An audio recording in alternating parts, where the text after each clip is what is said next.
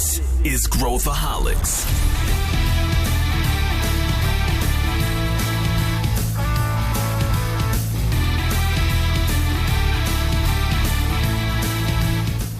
Olá pessoal, aqui é Pedro Weingärtner e esse é Growthaholics, o podcast da ACE para quem adora inovação e empreendedorismo. As pessoas me procuram muito com pedidos de mentoria e dúvidas a respeito de vários assuntos relacionados à inovação corporativa. No episódio de hoje, eu resolvi chamar duas feras de mercado para comentar sobre um tema que é muito comum nessas perguntas.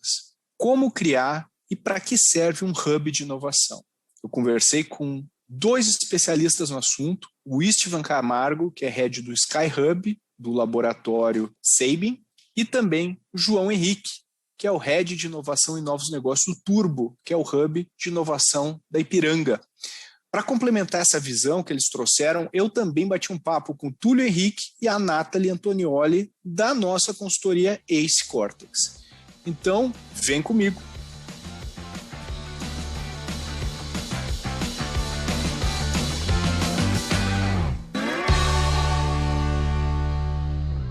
A gente já discutiu muito sobre hubs de inovação dentro da ACE. A gente, no meu livro, A Estratégia da Inovação Radical, a gente fala sobre quando fazer um hub de inovação e muito sobre o modelo, né, que às vezes o negócio core acaba tomando um corpo tão grande, é uma coisa tão protegida que muitas vezes é difícil a gente conseguir inovar no core e muitas vezes as empresas optam por criar um hub de inovação que trabalha também em parceria com outras áreas. E eu vou pedir para o João apresentar um pouco o que o Turbo faz, por que ele foi criado, quando que foi criado. Comenta um pouco para a gente, João. Cara, o Turbo, ele nasceu em 2019, então ele tem 2 anos e pouquinho, e nasceu num contexto onde, como vocês sabem, né, a Ipiranga já era reconhecida como uma empresa inovadora, sobretudo no nosso segmento, uma empresa que foi dona aí, né, a criadora do maior programa de fidelidade do país, que é o Quilômetros Vantagens, hoje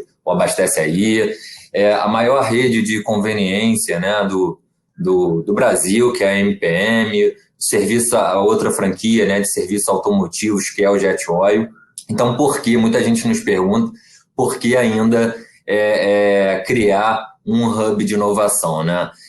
O hub ele veio, e quando surgiu, óbvio, ainda não tinha esse nome de Turbo, né? Veio alguns meses depois, mas justamente para fazer com que essas diferentes áreas da empresa que já inovavam, elas participassem de um processo integrado e cada vez mais colaborativo. E, principalmente, a gente trouxesse um modelo de trabalho, né, chamado de inovação aberta, para fazer com que esse relacionamento com startups tivesse uma cadência cada vez maior. Então, o grande objetivo do Turbo, ele é abrir novas avenidas de crescimento para a Ipiranga, protagonizar junto aos negócios atuais a alavancagem, né, dos nossos resultados, melhorando a experiência dos nossos consumidores finais, dos nossos revendedores, dos nossos franqueados, enfim. Então, a gente nasce com esse objetivo de acelerar os processos de inovação da companhia. Olha que legal esse insight das novas avenidas de crescimento que o João trouxe. Uma das coisas mais difíceis é posicionar a nossa visão e a nossa energia para onde o dinheiro vai estar. Com isso em mente, eu vou passar a bola para a saúde. Conta um pouco para a gente a história por trás do Sky Hub, Istvan. Legal, Pedro. Bom, o Sky Hub eu digo que é uma extensão da história do Sabin, né? E eu vou te explicar por que eu falo isso, né?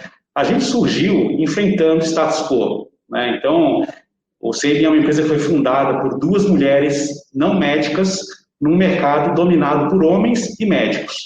E isso, há 37 anos, não era algo normal, né? A gente cresceu em direção a mercados distantes dos principais mercados do Sudeste, né? E aí a gente quebrou a barreira do bilhão de faturamento e atuando dessa forma, a gente se tornou um dos 5 maiores laboratórios do país. E hoje a gente é um caso, vamos dizer, raro de unicórnio, 100% bootstrap, né? Com 80% dos cargos de liderança sendo ocupados por mulheres.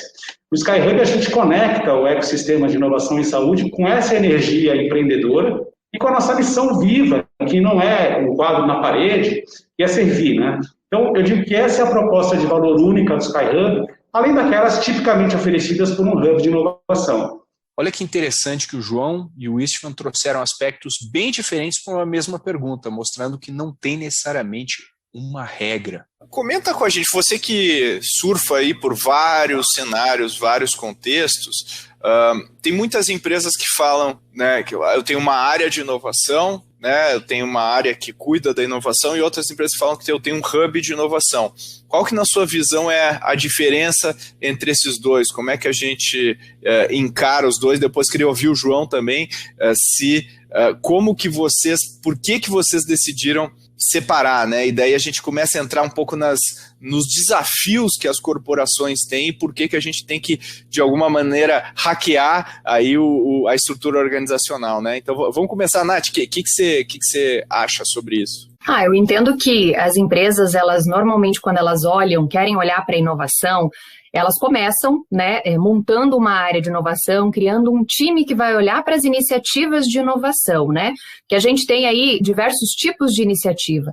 Então, é super importante ter um time dentro da organização que olhe para isso. Quando que é importante a gente ter um hub? A partir do momento que isso toma uma proporção que precisa, de fato, estar dissociada, né? Precisa ter uma organização de time que consiga olhar para a inovação dessa forma. Quando a gente cria esse hub, ele acaba tendo uma autonomia um pouco maior, e aí já é muito mais no sentido de ambidestria. E aí a empresa consegue, né, olhar para o core business e olhar para a inovação por meio desse hub. Porque aí, dentro desse... A gente fala sempre, né, que as organizações são transatlânticos, né? O hub é uma organização um pouco mais enxuta que vai conseguir dar uma celeridade maior para essas iniciativas de inovação. Então, é super importante que isso esteja apartado e tenha autonomia, tenha um time para tocar o dia a dia dessas iniciativas. Ô João, a gente poderia dizer que você é que nem o 007, que tem licença para matar, ou não? Assim, até onde vai a autonomia do hub? Até onde que você pode, por exemplo, contratar uma startup? Você tem processos que são mais ágeis no dia a dia? Comenta um pouco como é que se opera na prática um hub.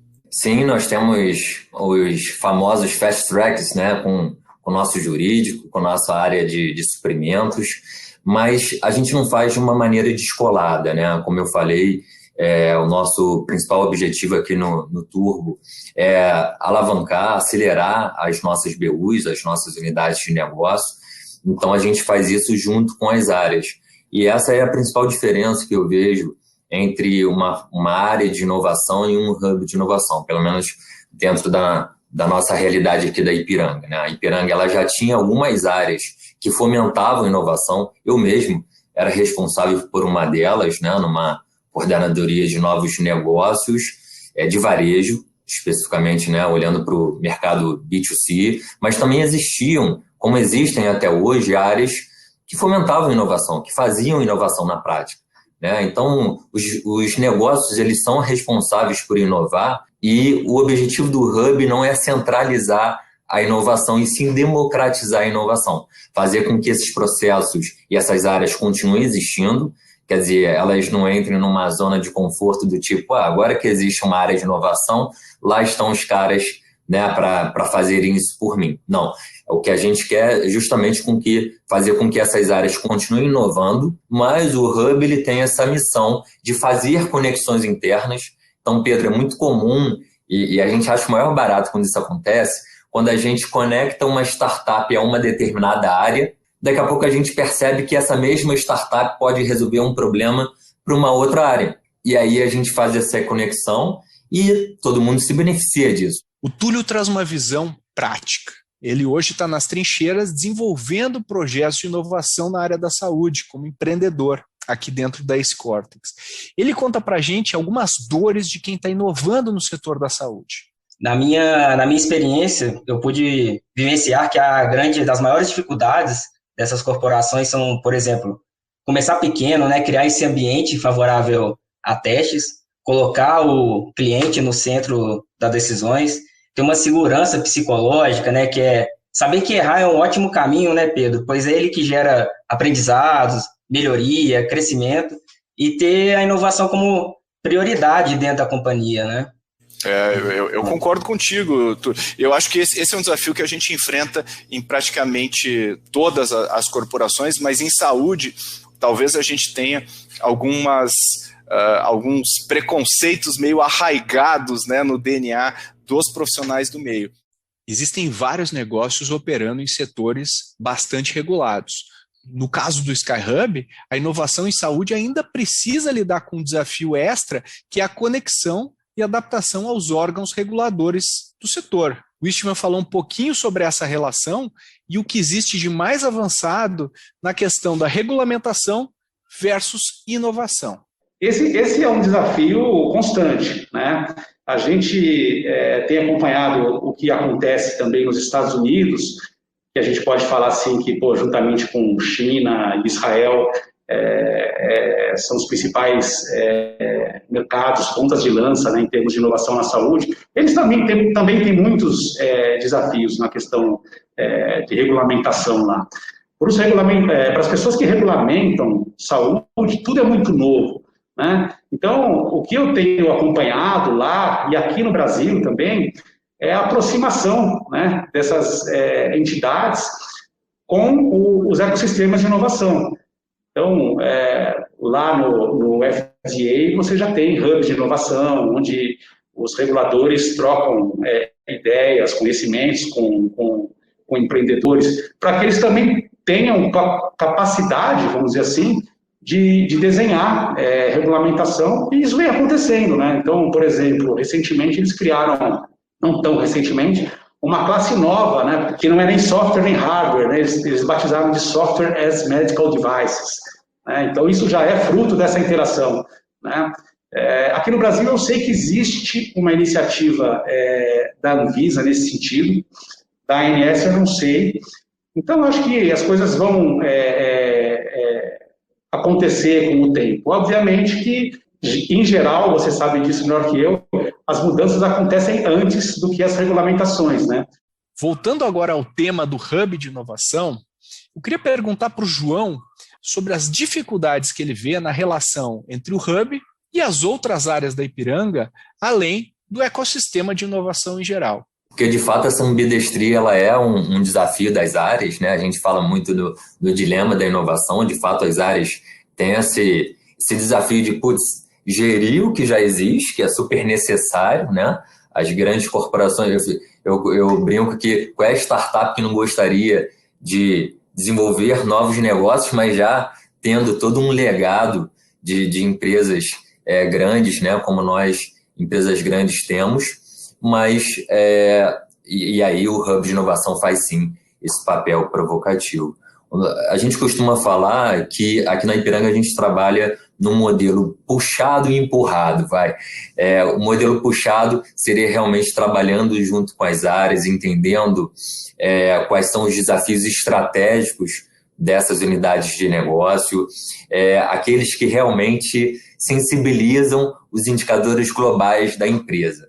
A gente gosta de problema difícil, né? Problema grande para ser resolvido.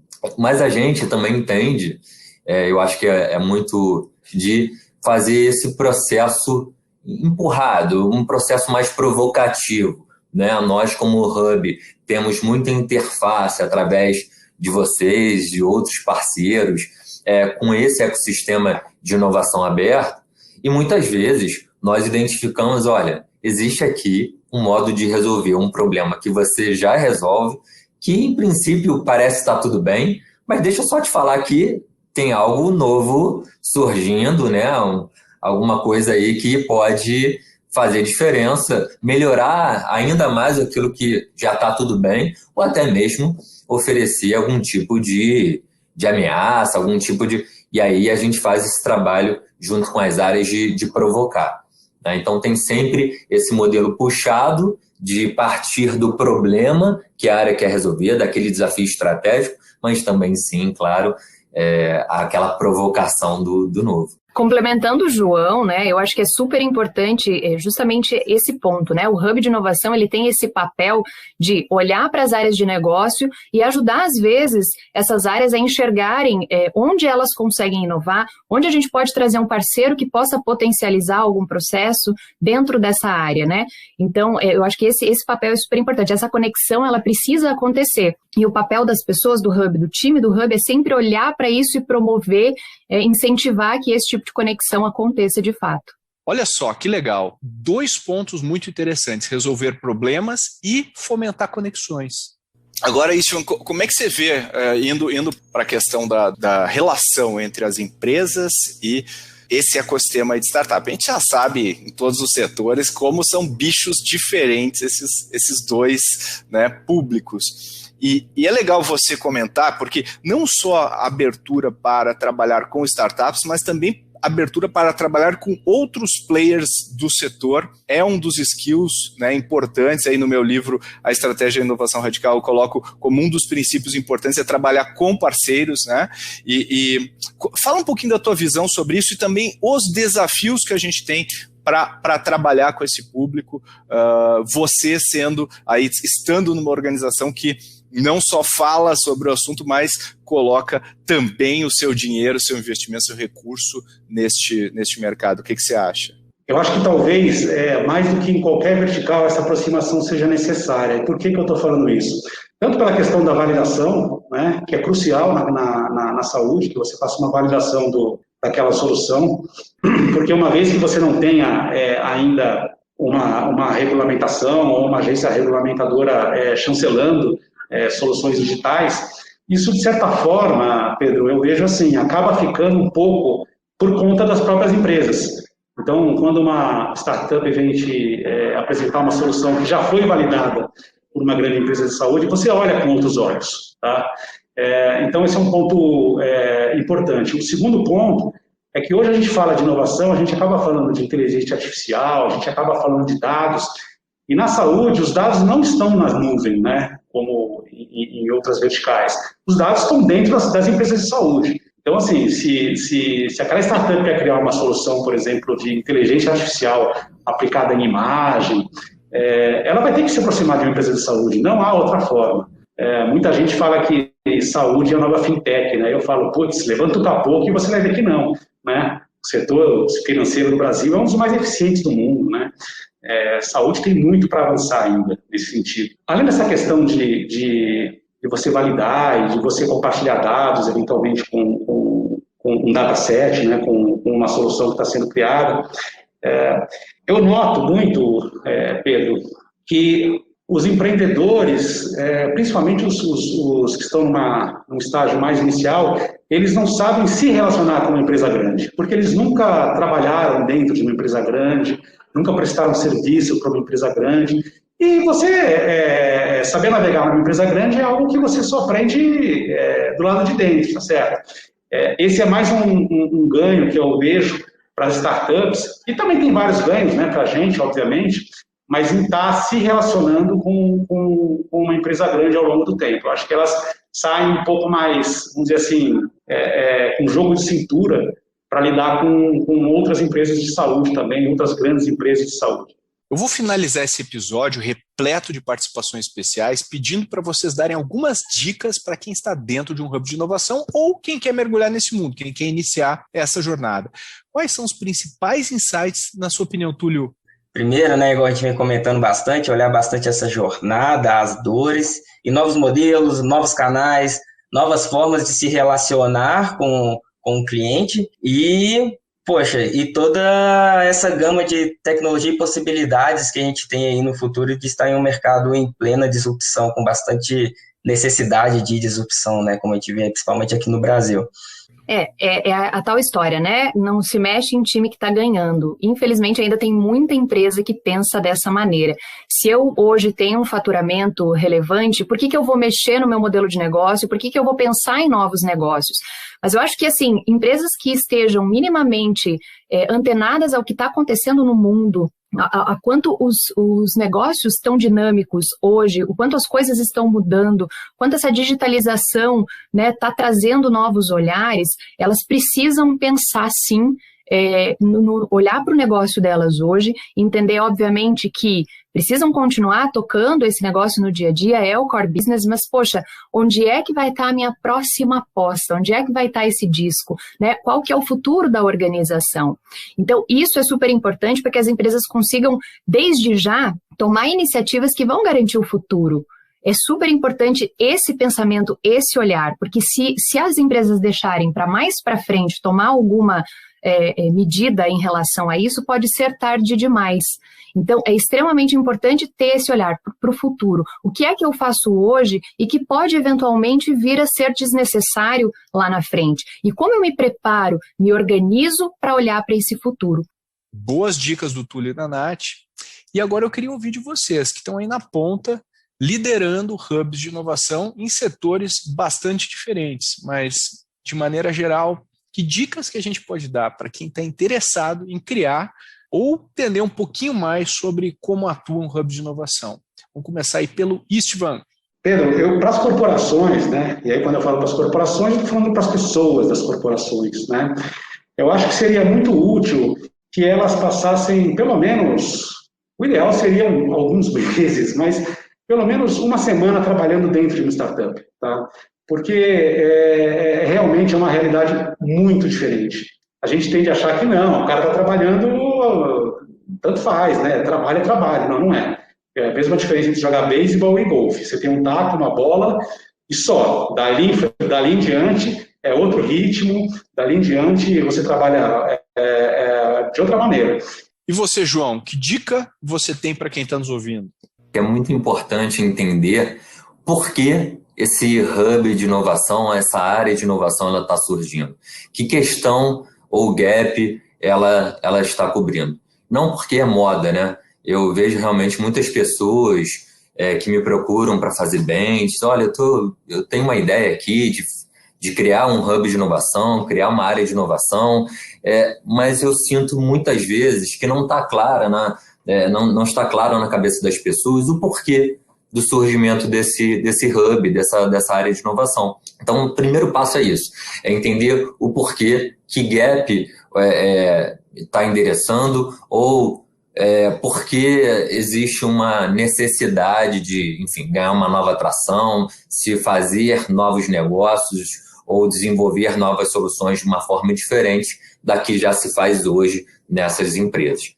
Vou encerrar deixando meu muito obrigado para todo mundo que participou desse episódio e também para você que veio com a gente até o final. Espero que você tenha curtido esse formato de mesa redonda. Se tiver outras dúvidas ou quiser uma mentoria de gente que sabe tudo sobre inovação e empreendedorismo, manda para a gente suas dúvidas no Instagram ou no LinkedIn. A gente comentou sobre como estruturar uma área de inovação no episódio 83, algumas semanas atrás. Dá uma passada por lá se quiser saber ainda mais a respeito. Eu vou ficando por aqui. Mas antes peço para você também compartilhar o Growthaholics com seus amigos, colegas, chefes, quem mais você quiser.